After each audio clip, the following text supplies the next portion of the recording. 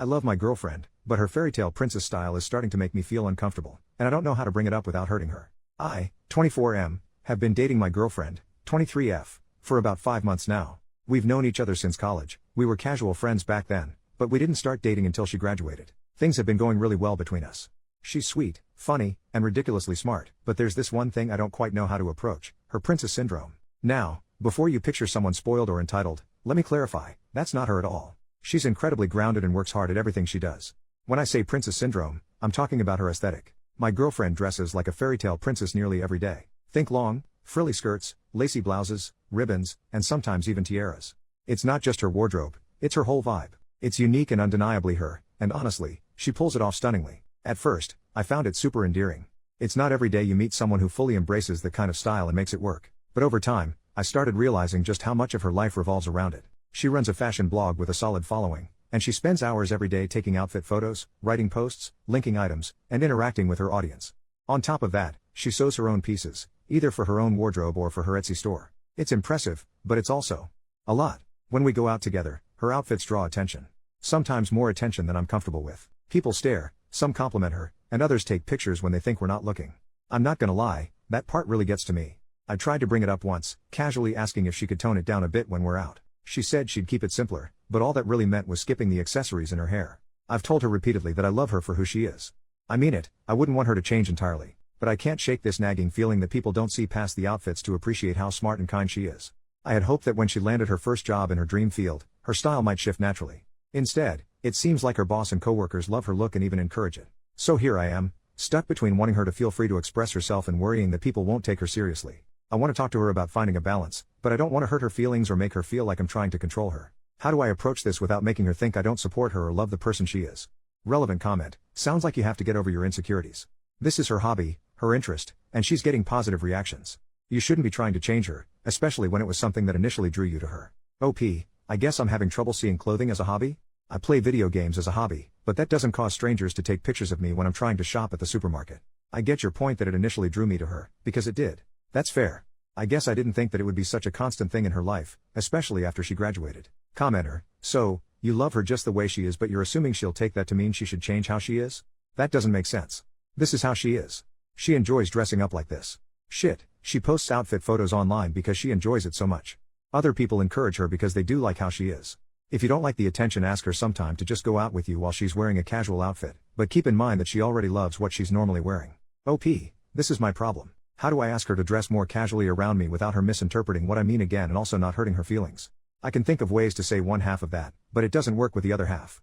Commenter: if you love her the way she is, why do you want her to change? Just curious. OP, she doesn't need all the frilly stuff, she'd still look like a princess. And it's one thing for an artsy college student to dress alternatively, but she's a 23-year-old woman now. I feel like her clothing masks how smart she is and makes her appear shallow. Is it for attention?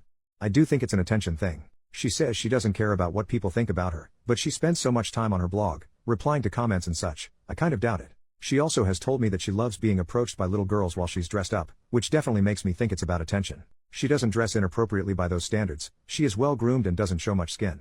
But is it appropriate to wear lacy dresses and flower crowns to the supermarket? Again, it attracts unnecessary attention. Update: 11 days later. I didn't plan on updating, but things changed.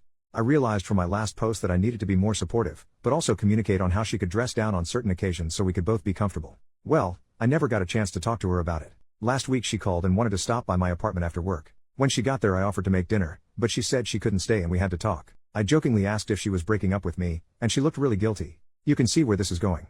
We talked about how we were in different places in life and had different goals for the future. Well, she talked, but I agreed. It was a pretty amicable breakup, even though I felt blindsided. We agreed to stay friends.